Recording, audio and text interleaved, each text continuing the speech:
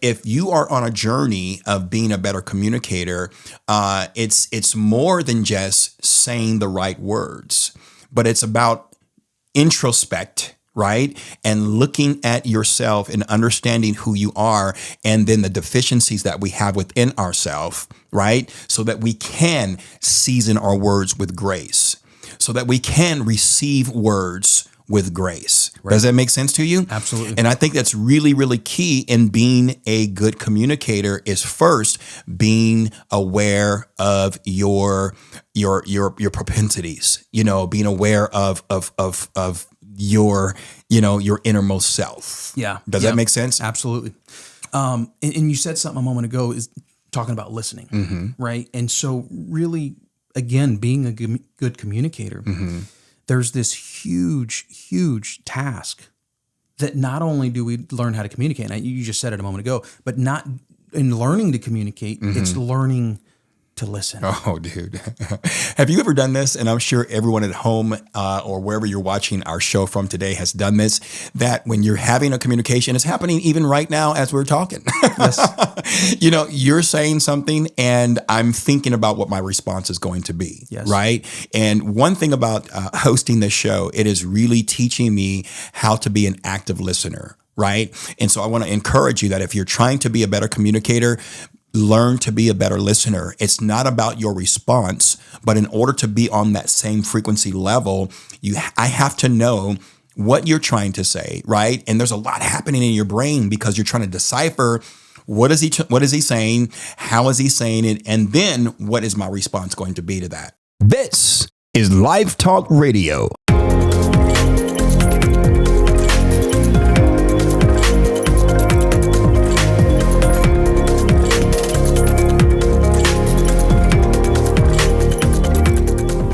Hello, folks, and welcome to this episode of LifeTalk Radio. Today, we are talking communication.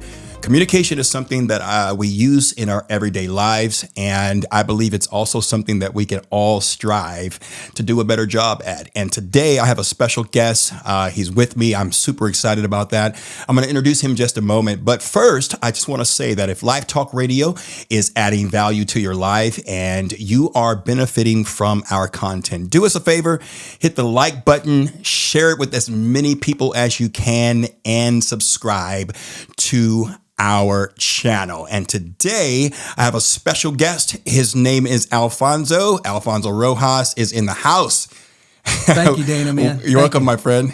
Absolutely. It's good to be here. Looking forward to what we're going to be talking about. Yeah. And as you already mentioned, communication, it's a vital thing, right? Absolutely. It's a key to everything we do. Absolutely. Family, church, everything. Absolutely. So I'm really excited about what we're going to be doing today. Good, man. Good. But let me just tell this. So Alfonso is actually a brother in the Lord. He's a good friend of mine. He is a husband.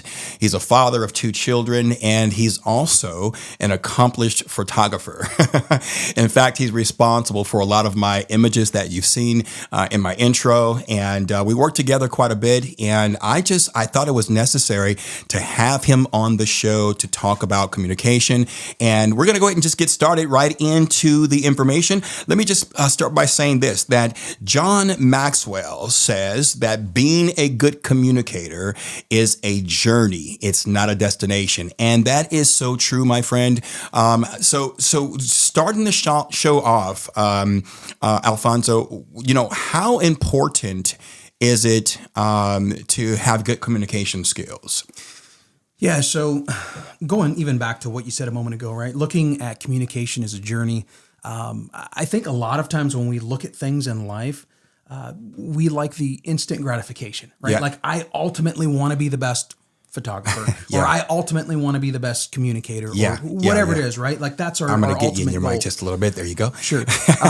But like we don't enjoy journeys so much when it's progress, right? Maybe on a road trip or something like that, we enjoy that. Right. But with communication, it really is a journey, meaning that as you grow and as you communicate, there's going to be times you handle situations and you realize, oh my, I didn't handle that right. Right. And so there's another piece of reflection. So going back to this idea of communication being a journey, absolutely. Okay. It's a journey, and I'll even throw this analogy in there. There's going to be days that you've got a flat tire.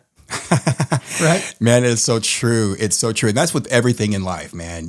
But I tell you what, those flat tires are important. Absolutely. In the grand scheme of life, it's like having sunshine every single day. You can't do that. Although I would prefer that, man.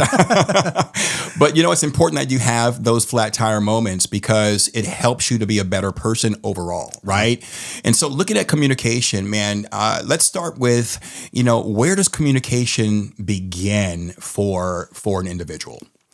Well, I think so. My mind's kind of going all over the place. Yeah, it's all good. And so if I look at this, where does somebody begin with this, right? Yeah. I would say it begins with, and I'm going to try not to go on the spiritual side of this, although I know there's spiritual components, right, to what we're doing here. But I would say that whenever we look at communication, we've got to look at the reason why we're communicating. Right. Okay. So in the intro just a moment ago, we said that I've got a kid, and anyone that's interacted with a 2-year-old knows that when you communicate with that individual is much different than when you're talking to someone at work. Absolutely. Or you're talking to someone, that maybe doesn't have the same viewpoints as you. Right. And so when we look at this, we've got to look at communication, and I've got to say, hey, look, what is my motive? Interesting. With trying to communicate this, right? Is and again, here we go, a little spiritual, but is my heart pure with me communicating this? Because if I'm looking at communication as what am I going to get out of it, or I look at communication as, well, it's my way or my opinion or the highway, then I'm never going to get anything out of it. But communication really is a two-way street. For sure. That I've got to learn to read, and this is maybe even going deeper than where we want to get within the first 3 minutes of this. But I have to read those that I am communicating with. Yeah.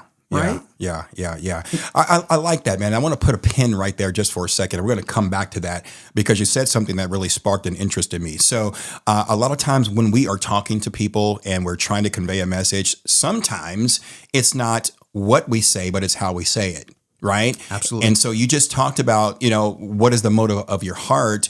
You can have all the best intentions in the world, but if you are not aware of your self, right, and how you convey a message, it can really mess the message up. Absolutely. Right. And so I just wanted to kind of point that out because it's really important that you be aware of yourself. And we're going to come back to this part of the conversation in just a moment, but pick up where you just left off and talk about that analogy of how we are communicating. It's different how we communicate to a 2-year-old than we would someone on our job.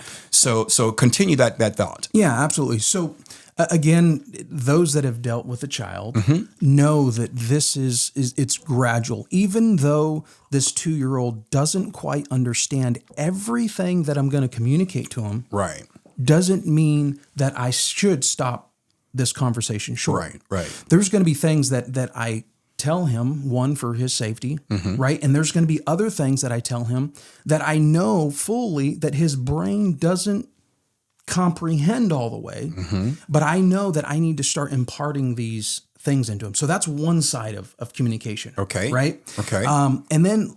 But that requires intentionality, right? Yes. So you being intentional about how you are training your child. Absolutely. Right? And you can't just say... you can't give him an adult concept, right? And expect him to be able to receive that and then respond like an adult, right? Absolutely. So you have to be able to speak with him on his level, but with clarity, right? And with understanding where he will be able to receive it. Absolutely. Right? Absolutely. Okay. And I think, so that's one part of it, right? The other part, when we talked about a moment ago, where, you're communicating with someone at work, right?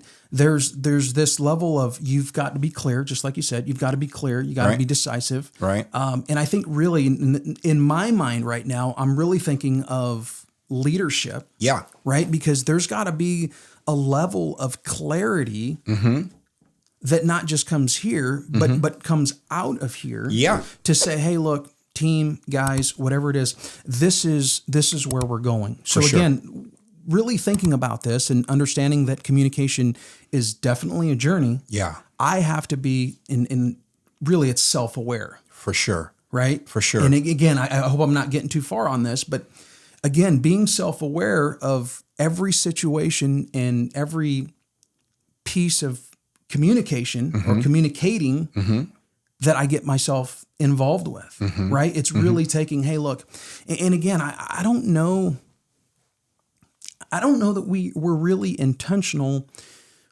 with a lot of our conversations. And now I'm just throwing that out there, right? For sure. So at work, because I see a lot of, and I don't think there's one business in particular that's separated from this. Okay. But I would say that people in general have their own motives. Okay. They've got their own agenda. For sure. Right. And so if I can't see through that, That's interesting. and again, I hope I'm not going down another rabbit hole here, but if I can't see through that, and you and I are working on a project together, right, I'm always going to be looking out for my best interest, for sure, rather than the interest of the company, for sure, and that's going to affect how I communicate. Okay, I like that, man. I like what you just said, and it sparks an analogy in my thoughts.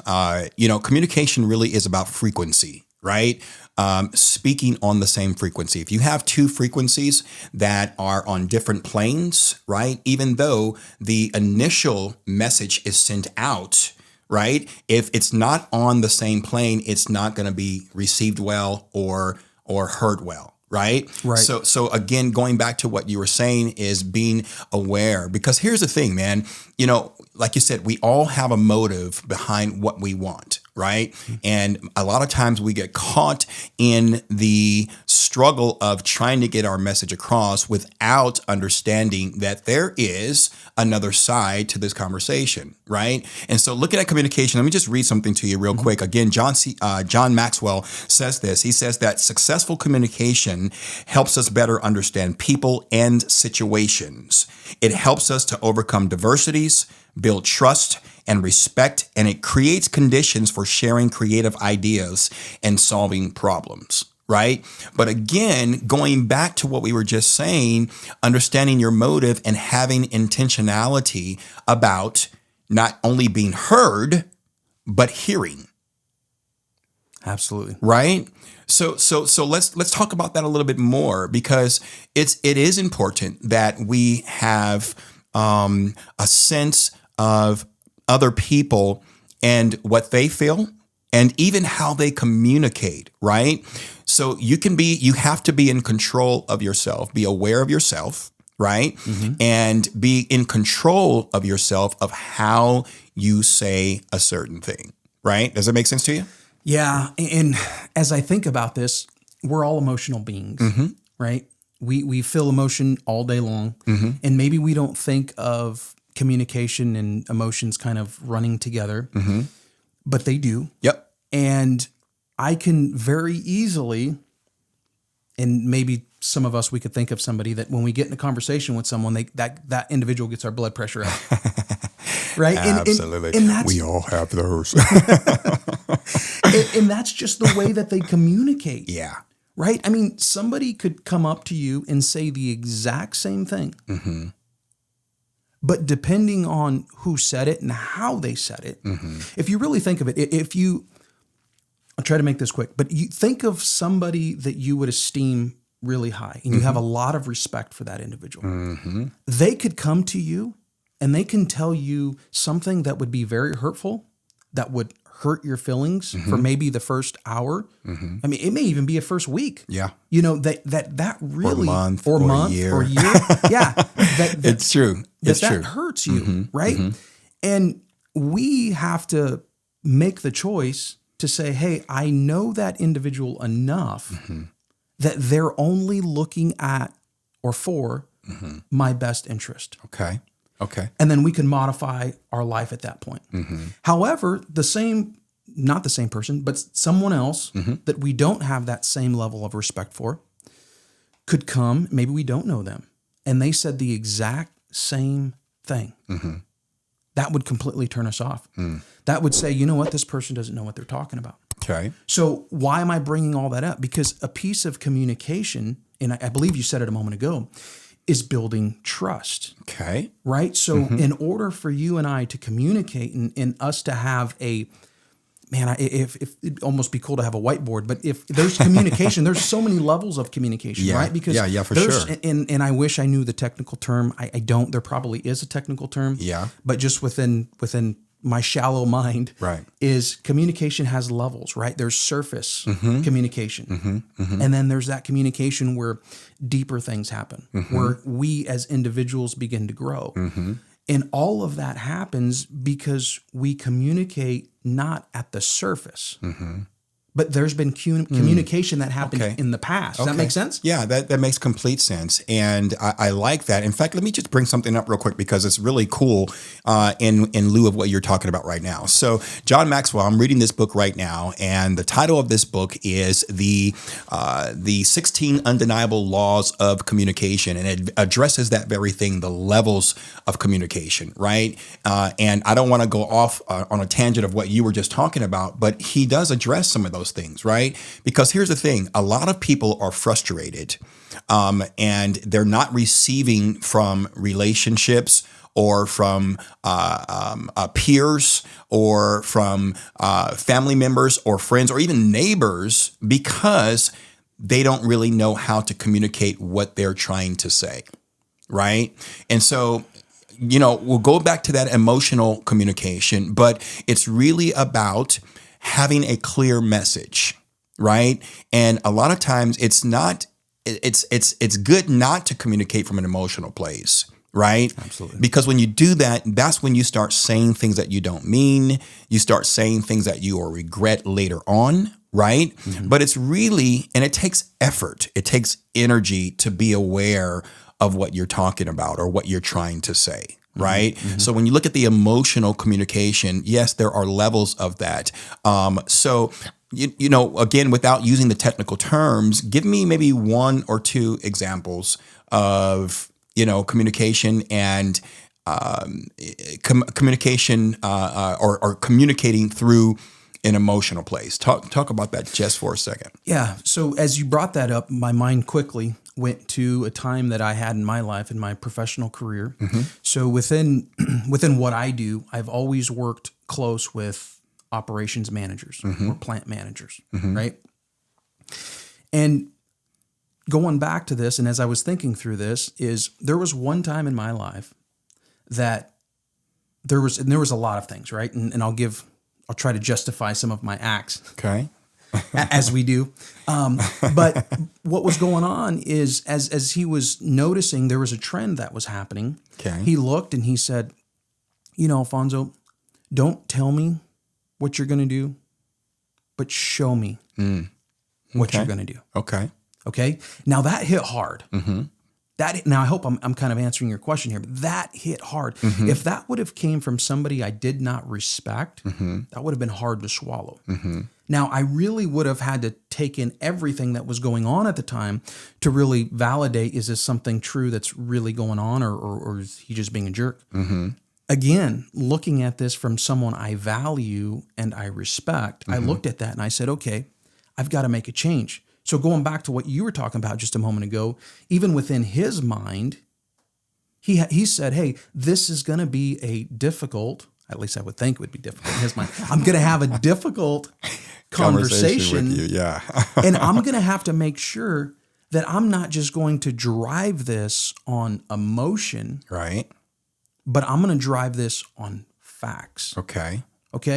So again, as you were talking about emotion, and that's the way I interpret it, right? Emotion in just facts per se. We've dealt, I would say that everyone has dealt with people that's just emotion based. For sure. Right? It's so easy to point fingers. It's so easy to say this person's never going to do that. For sure. Right? But it's not fact based. And so that really is the level of communication to where we got to look at ourselves in the mirror and we've got to say, hey, look, am I being a communicator that's fact-based?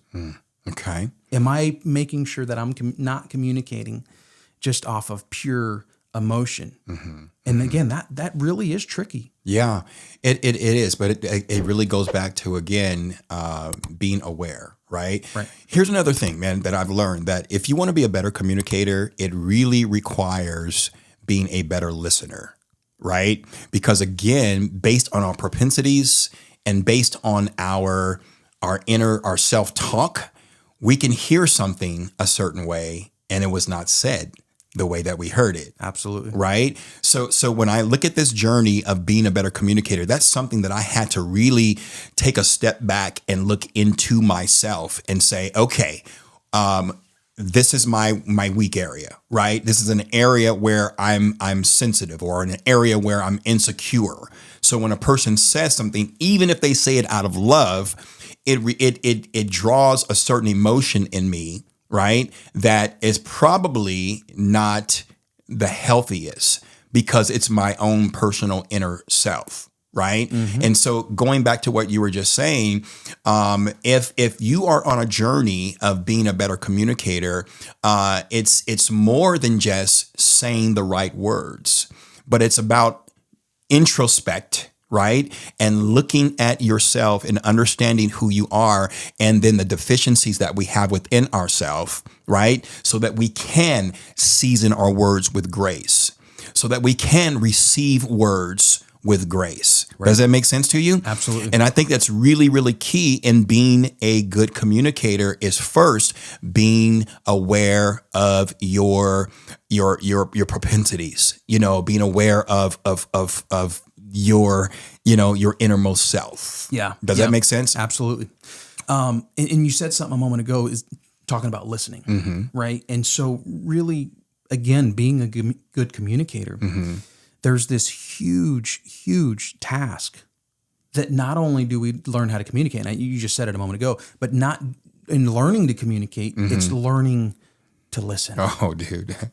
Have you ever done this? And I'm sure everyone at home or wherever you're watching our show from today has done this, that when you're having a communication, it's happening even right now as we're talking. Yes. You're saying something and I'm thinking about what my response is going to be. Yes. Right.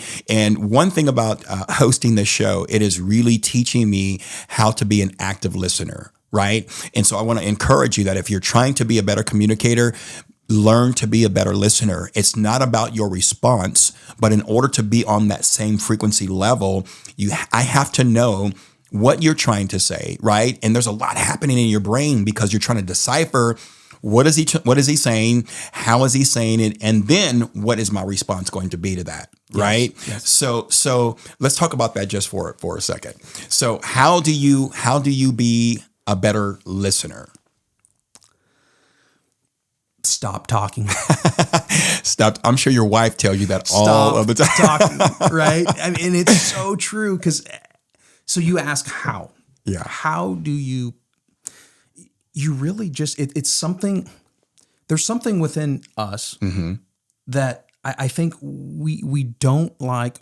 Shouldn't say we don't. Well, I'd say we don't. We don't like discipline. People practice it. Yeah. But listening requires discipline. I mean, it goes all the way back to what we were talking about a moment ago. I mean, it really requires that we're mindful of what we're trying to do, right? And again, I don't want to get lost on this, but whenever we achieve things in life that really we're going for, it's because we've made up our mind and we said, I'm going after it. For sure. No one will ever be a better communicator. For sure. No one will ever be anything great within their life that, whatever their aspiration is. Yeah, for sure. They're never going to get there unless they build disciplines within their life. Yeah. So let me go back to the question here. Is how do you really just start practicing? Yeah, and I like that. I wish there was a more scientific answer. It's not though. It's not. And it does. It's practice makes perfect, And again, the more that you do this, the better you'll find that people are responding to you. Here's the thing, man. So let me just kind of give you an example of that, right? I can speak to from my own personal experience is in the past, I've been very frustrated with people, right? For not affording me certain things, or for not responding to me for certain things the way that I wanted to. But I had to learn, and I had to start seeing that maybe it was the way that I said it, right? Was it what was my motive behind saying what I said and how that I said it? So being a better communicator, it requires you to be concise. It requires you to be clear as to what you're saying, and don't beat around the bush. Just say what you're trying to say, but say it in a way that is going to be value, right, to the other person and value to your situation. Right. But it takes practice. It really does. And like you just said a moment ago, people don't want to put in the work, right? We want to be better. We want to do the right things, but we don't want to put in the work. And the way to be a better communicator is to read books, listen to other people who are communicators, listen to people who do a lot of public speaking. And, here's the thing, the greatest form of flattery is emulation, right? And begin to emulate those people. Of course you make it your own, and you'll have trial and error. Right. But you begin to implement some of the things that you read, some of the things that you hear, and that allows you to be better at your craft. I would say in doing that, right, it's very, as you look at trying to be better communicators, it's just find one thing. You could Google it, you could read a book, you can read this book and find 16 undeniable ways or laws. Like you can do all those things. But when it really comes down to it, the way that we learn and the way that we progress is focusing on one thing. Yeah. And just practicing that one thing. For sure. Maybe it's the next week. Here's a good challenge. And next week, do nothing really, but really put that hat on of, hey, everyone that I communicate with this next week, I'm really going to try to start this active listening. Yeah, for sure. I love that, bro. And I want to just take a left turn here just for a second, because when you think about communicating with people, and you may be in a place of leadership, you might be in a place of ministry, maybe it's in your marriage or talking to your friends. You really have to make sure that you are adding value to people. Right. And get out of your own head. Get over yourself. John Maxwell also says that in communicating, he says, get over yourself. Right. What does that mean? That means that it's not all about you. Right. It's not all about you. And this is just the way that I am. And I was raised this way. I've been this way for my whole life. Well, guess what? That stinks. Yeah. Right. Yep. It's horrible, man. And so, you gotta really put in the work, and try and do better and represent Christ. Represent Christ. The Bible talks about talk and the tongue and communication, and we have to season our words with salt, right? And season our words with grace. Right. As you brought up the moment ago, like the tongue, right? And as that relates to communication, every word that we say has so much power behind it. Because we could, and the Bible talks about this. We could either let poison come out. We could, just spew nonsense. Power of life and death. Yeah. I mean, literally, we can kill. We have the ability to kill people's dreams. Yes, sir. And we have the ability also to strengthen people. Yeah. Right. And that's what Christ has asked us to do. We strengthen, the body of Christ and encourage one another. Yeah. What does the Bible say when your brother's in a fault? Right. You got to be there for them. Yeah, for sure. Offer up a hand, communicate. And going back to what we're talking about is you communicate. Yeah. Let them know that you care. Yeah. That's so good, man. That's so good. And again, it really is about adding value. If you can keep that on the forefront of your mind, that whatever I say, I want to add value. Here's my thing with my journey about being a better communicator. I want people to know, hey, that when I interact with Dana, right, I'm going to walk away from that interaction being a better person. Right. Yep. I want to be a better person. And that's what I want to give to people. That's my gift to them, and sometimes I don't always get what I want out of a conversation. Sometimes I don't always get the feedback that I want, but that's okay. I'm okay with that, right? Because I'm on this journey to be a better communicator. And I understand the importance of clarity when I speak, but I also understand the importance which trumps my ability to be clear.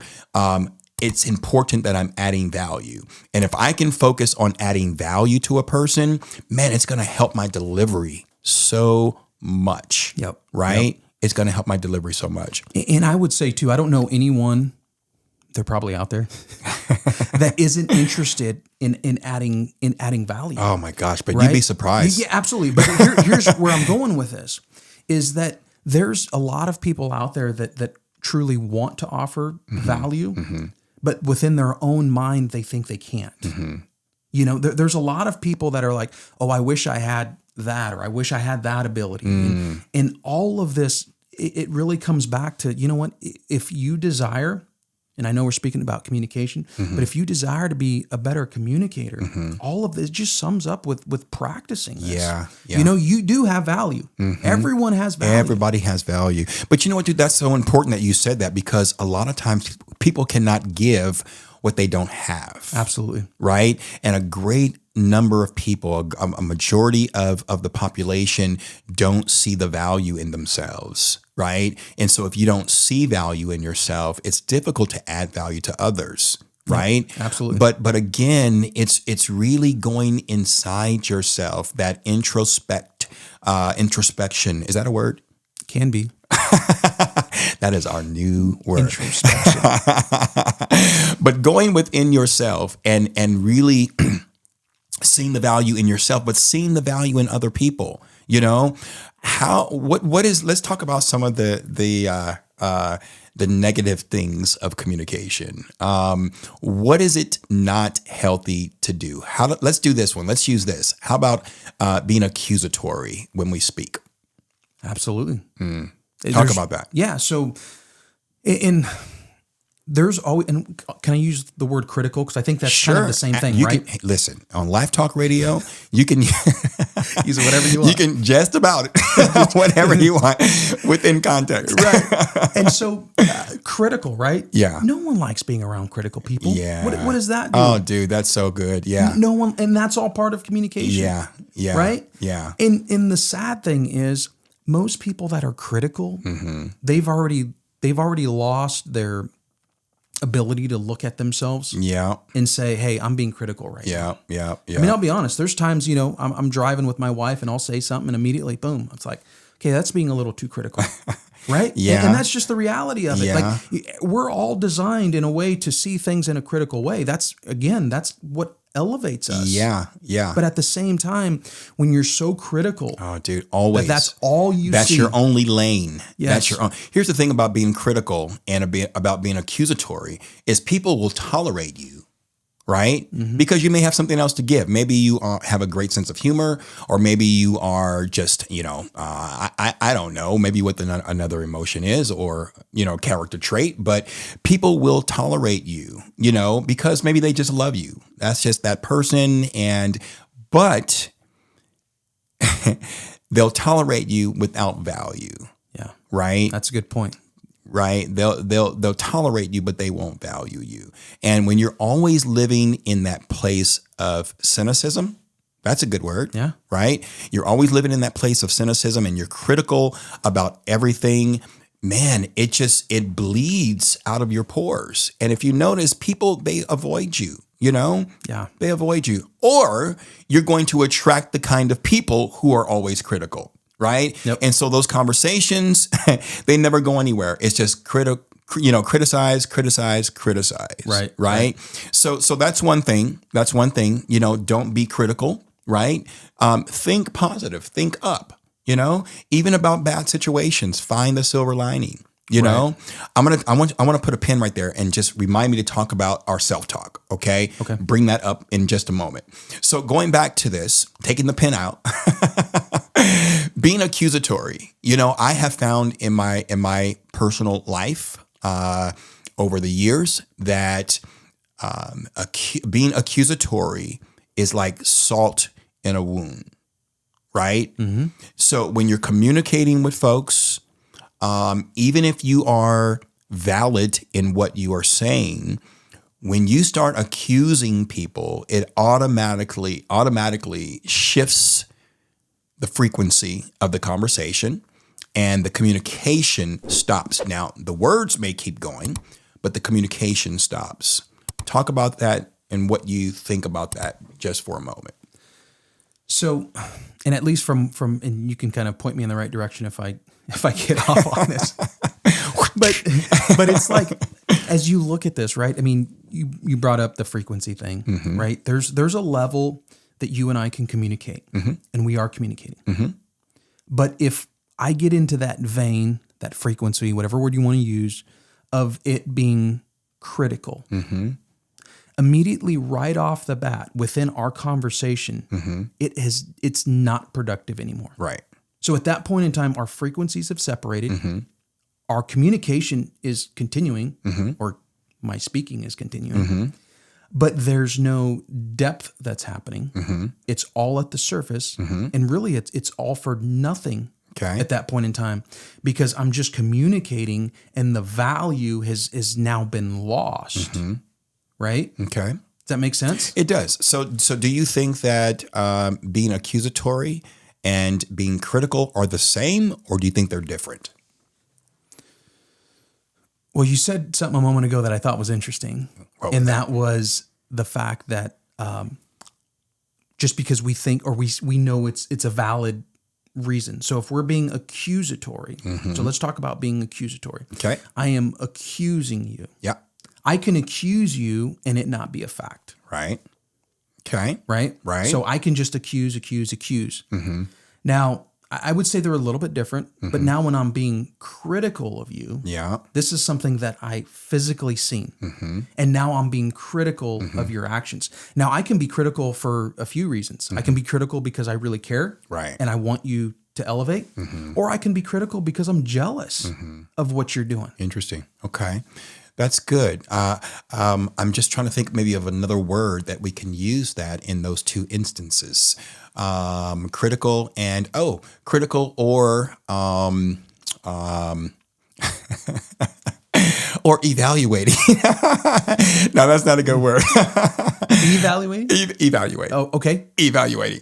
I'm trying to think of another word instead of critical, because I want the listeners to understand what we're trying to say here, right? So what do you call that? What is it called when I have some input, or I have some advice to give someone, and without being critical, I can be, what's another word that's more pleasant?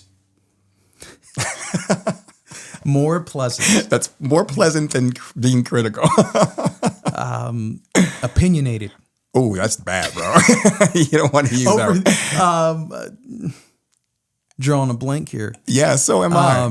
Maybe we should move on. Well, maybe it's just really, because I would say that we understand, and I would say even at this point, the audience understands, right?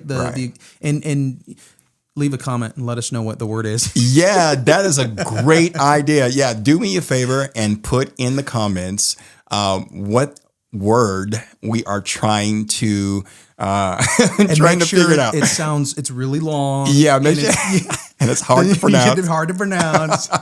Don't put this simple word on the bottom that we can't think about. Put whatever you want, okay? Because I'm curious. I'm drawing a blank. But anyway, go ahead. Continue. And so, completely lost. Yeah, it's all good. Keep going. Keep going. All right. So communicating, being critical of people. Okay, gotcha. Okay, so being critical. I would say that, and as I was saying that a moment ago, I began to think, and some of this is like, good thing that guy's thinking. But as you become critical, I think we devalue individuals. So now as we become critical, this is kind of what I was thinking about a moment ago, is we can, if we're not careful, we can see people as being objects instead of being people. Okay.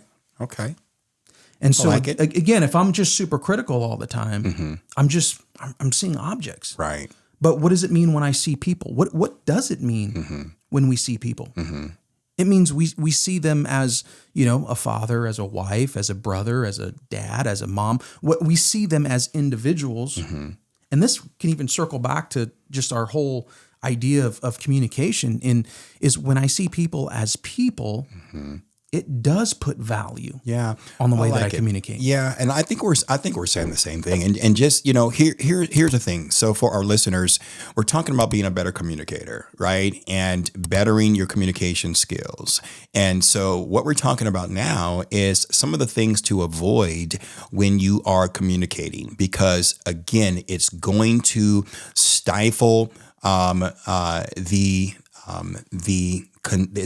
it's gonna stifle the communication between you and whomever you are speaking with. So the two of the things that we're saying is that try to avoid being critical and try to avoid being accusatory when you speak, because again, those are assets to your communication, right? Absolutely. Let me just read a couple more things here. And it says this. It says, understanding other people's perspectives. This is perfect in what we're just talking right now. Understanding other people's perspectives and approaching problems or discussions from their point of view is integral in communicating well. That's hard to practice. Yeah, because it's, again, as the quote said, it's getting in their shoes. And that really is. That's tough. That there's no other way around it besides just to practice it. But it's important. Talk about the importance of it, man, because here's the thing. There, like you said, there are levels of communication, right? And you want to get to a place where you are communicating effectively to people, right? And that requires, again, understanding other people's perspectives and showing and having the ability to hear them. Right. And hear them and being able to be open to other perspectives, other ideas, because we're not always right. Right. Yeah. And I would say, again, I'll use the word I used a few minutes ago, and it's discipline, right? It's disciplining ourselves to value that individual and to get into their shoes and to say, you know what, why do they feel this way? Yeah. And then really as you get into their shoes and you have those conversations, your conversation, as we were talking about a moment ago, there's a depth to it and it will begin to get deeper because it's not all about your way or my way, but it's looking at this first as an individual and then realizing, hey, look, there's something deeper to this, and really trying to find the ins and outs as to how people think and why people think. Yeah, that's cool, bro. And a key to that is having empathy, right? Empathy is really important. So again, if you're trying to be a better communicator, one of the things that you want to implement is empathy. Right? Being able to empathize, not just sympathize, but empathize with people and what they're trying to say to you, right? Walking in their shoes, and it's gonna allow you to have more grace, right? And to relax a little bit and be able to have a meaningful conversation. Dana, we're talking about hard stuff here, man. Because again, empathy is hard. Yeah, it is. For some people, it's obviously harder than others. Yeah. But there's so much value to this. There really is so much value to really having empathy for people. Yeah. I mean, I wish we could take the time really to go down and really, I think all of these could probably be a podcast just in and of itself, of how to do this. Because when I think of and I always go back to just growing in God, right? Or even biblical reading and teaching and things like that. Yep. It's you take one thing and you expand on that. You pull it apart, and you not only do you just pull it apart, but there's the part that that requires quite a bit of discipline, and that is that you begin to practice. Yeah. We've said it a few times. I mean, it does take practice, and you may not see the results as quickly as you would like, but over time, consistency, right? And I know I'll speak again for myself, and maybe you can do this as well. I've been on my journey now for some time to be a better communicator. And I find, man, that as I am practicing these qualities and these skills, that people are recognizing it, right? And people want to talk to me because they can see that I am really trying to add value to you, and I'm trying to be intentional about not only what I say, but how I say it. Do you find yourself, on that same journey? Yeah, absolutely. And I think I don't know, I'll be honest, I don't know that anyone's ever said, hey, wow, I can really see that you're, communicating, all those things are getting better. Yeah. However, what I will say is through leadership at work, the place of employment. Yeah. I mean, you get communication down and you begin to work on it. Yeah. Everything that we've talked about thus far will help, literally, will help, what you do at church, what you do at work. It'll help with your family. All of this is just encompassed into being a better individual and a better communicator. So to your point, has anyone ever? Absolutely, because it plays out in roles of, and I would even say if their goal or desire is to climb the corporate ladder, these are things that they're going to have to work on to climb the ladder. Yeah, so that's so funny you say that because no one has said to me, "Oh, Dana, your communication is really improving." Right. That's not that.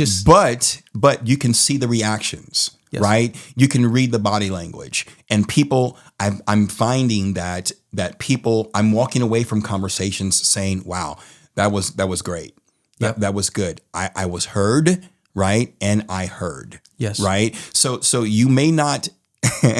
You may not get the attaboy, right, or the pat on the back, but I guarantee you that you'll start having a better quality of relationships and a better quality of conversations when you practice this stuff. Absolutely. Yep. Absolutely. And the last thing I'll hit on real quick is just as it relates to that is you and I are both business owners, right? Yep. And so looking at this from the perspective of how am I communicating to my clients? Yeah. I mean, you can take this any way you want to spin it, right? Yep. And all those things are key. Dude, I'm glad you brought that up because I want to say this. I've worked with Alfonso on several projects now. We have a few more to go as we are getting closer and closer to our fame. Wherever that is, right? No, but Alfonso has this ability. Having a photo session, it's not easy, bro. It's not easy. It's easier for you than it is for your subject, right? I would say so. Yeah, but he has this ability to really communicate to a point where it relaxes you. Like, for instance, I'll give you an example. When I'm feeling kind of uptight in front of the camera, he's able to say 2 or 3 things that gets a response out of me. Maybe it may be a laugh or a smile, and boom, he snaps that photo, right? So basically, what he's doing is he's creating he's creating the response that he wants. Right? Because he can tell me all day long, oh, smile, but smile bigger. And I'm like, but he's able to say something and boom, he gets that reaction out of me. Right? But it's the way that you communicate it. You know what? I think just as taking pictures, and I don't know anybody that's walked in the studio that's ever said, man, I'm stoked to come take. Now, there's a level of excitement, right? They want to get it done. Right. They need to get it done. But I've realized that early on, that most people don't like getting their photo taken. And so really, I've taken the time to practice that. I've gone over, and my wife can even tell you, I've printed out. So, and I don't know if I've ever told you this, but I've printed out like 1-line items and things to say. Like I work on that. Oh, dude, that's so cool. I really do, because I realize that when I get someone in front of my camera, that they're, it's like, everyone has arms, and you've had arms for however long you've been alive. But the moment you step in front of... What about our viewers who don't have arms, legs, whatever, eyes, smile, whatever it is, right? We didn't mean that in a bad way. Didn't mean it in a bad way. Not disrespectfully. But in a sense that you have attributes about you, right? And so whenever you go to step in front of the camera, you all of a sudden don't know what to do with yourself, right? And so that's like, it's like almost like you're putting the magnifier on them, right? And so what I've done is I've really taken the time to say, look, how can I break this up? Okay. And there's other things I don't want to give all the secrets away. I'm just kidding. So then I'll be prepared. But yeah, I mean, there's even honest, if we're just going back and I'll be 100% transparent with this, but I'll be on, as we're going back, I'm taking photos and I can tell it's not going anywhere. It feels, I'm like, go change. I'll just break it up a little bit. Yeah. That's cool. That's cool, bro. I can appreciate that. So again, let me just kind of point that out, and we're going to come back and talk about your photography in just a moment and how the viewers can contact you and to work with you for, I mean, amazing headshots, bro. Just outstanding. Kudos to you. Thank you. Thank you. So basically what Alfonso is saying is, and I want to point this out, is he's creating the situation, or he's creating the result, should I say, that he's looking for in his clients, right? And so another tip for our viewers in being a better communicator is you create the result that you want. Right? If you want something, create it. Don't sabotage yourself by saying certain things or having a certain attitude when you say certain things, right? Say it in such a way that it's going to be heard by your listener and that you'll get the result of what you're looking for. That is so powerful right there, bro. Thank you. Yeah. Thank you. I like it. Alfonso, but it took times of having people in front, and it's just awkward. Right. It's awkward. Right. So, Right. Absolutely. So again, practice makes perfect, right? Yep. Practice makes better. That's so good, man. That's so good. Let me just say this as we're closing this up. So again, this is John Maxwell. I want to recommend this book. It's been a blessing to my life. It is The 16 Undeniable Laws of Communication by John C. Maxwell. Get the book, read the book, and not just read it, but implement it, because there's a lot of powerful principles in this book that will help you become a better communicator. And before we transition and start closing out here, this is what he says.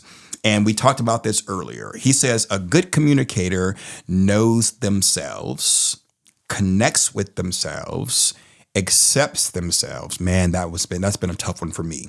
Accepts themselves, and they do it by connecting with their thoughts, their feelings, and their actions. Right? So being a better you, basically. Yeah. Right? Being a better you. And when you start being a better you, you can start communicating better, right? A better outlook. You know, oh, dude, we forgot something.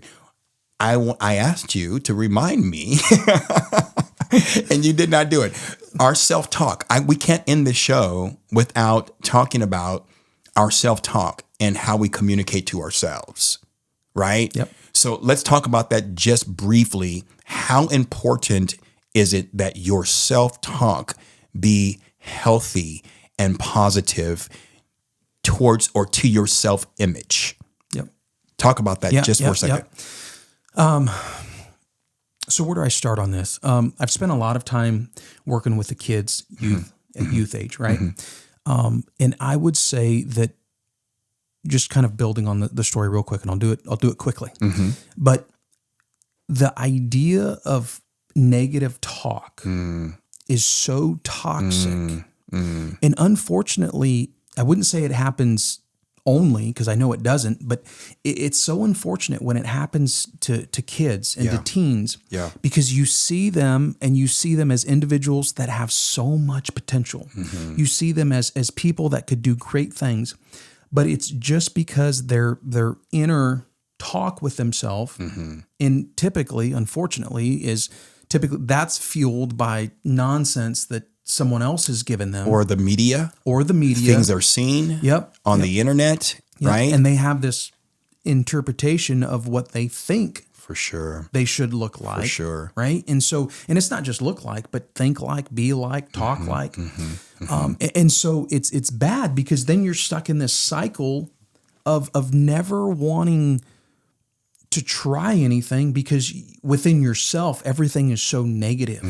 And so really dealing with that and silencing that voice is a must to be a better communicator. It is so true, man. I'm telling you, for years, that's something that I struggled with, and we opened the show talking about, communicating with your 2-year-old, his formidable years are happening right now, and how you communicate to him and build him up is going to determine his self-talk later in life. And so a lot of us have dealt with, praise God, I came from a very loving parent, and but I still had some negative self-talk about me because I didn't like the way maybe my nose looked, or I didn't like, don't look at my nose, okay? Too late. Or I didn't like a certain thing about my personality, right? And so my self-talk was very, very bad, and it spilled over into my adult years. And so you talked about that in terms of the teenage years, but it also, there's a lot of people still in their 30s, 40s, 50s, 60s, and even people die in their 70s and 80s with having that negative self-image and that negative self-talk.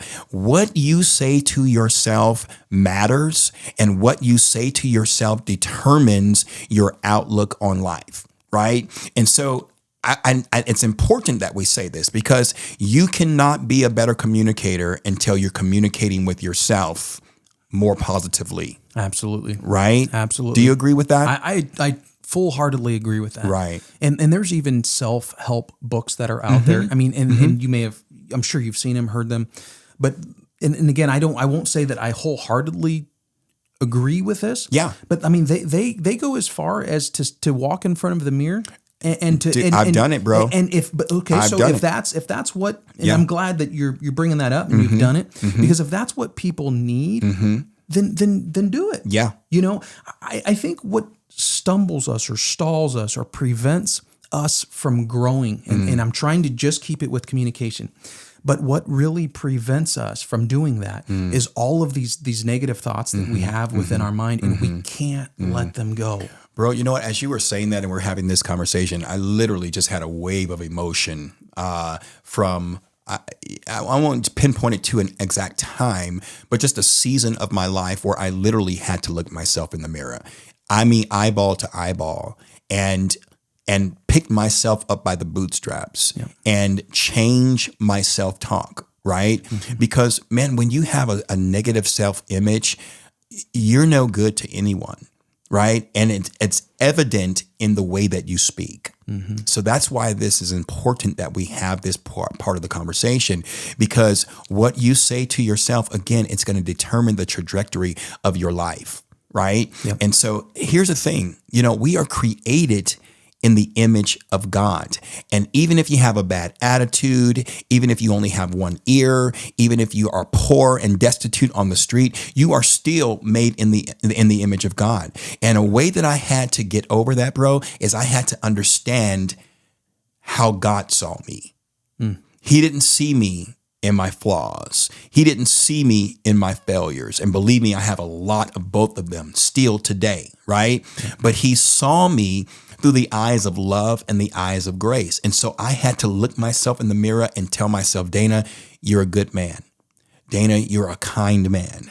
Dana, and I had to change my self-talk, and not just in the mirror, when you're driving down the car, when you are sitting, having a conversation with someone, when you're in an argument, you have to really, really, really be intentional about your self-talk, because it really does go back to communication. And like John C. Maxwell said, that a communicator knows himself, right? Absolutely. So change your self-talk. It's the only way you're going to be healthy and whole in your life. I don't want to say the only way, but it's one of the ways to be healthy in your life. Absolutely. Right? Yeah. Yeah. So, Alfonso, we talked about your photography business. Tell the people at home the name of your business and how they can contact you. Yeah. So the name of the business is Rojas Photography. Yep. And you could find me at my website. So it's rojasphotography.net. Okay.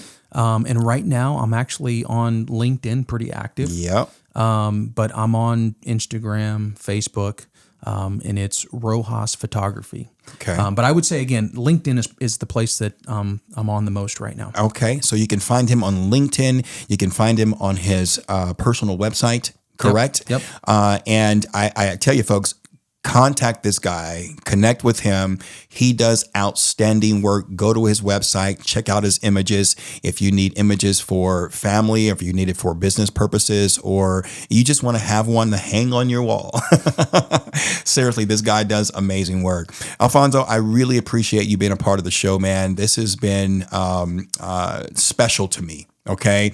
And I really do appreciate you. Again, folks, if you are at home and LifeTalk Radio is adding value to your life, I'm asking you to like what you are hearing. Please leave the comments. Don't forget to leave that word in the comments that we could not think of.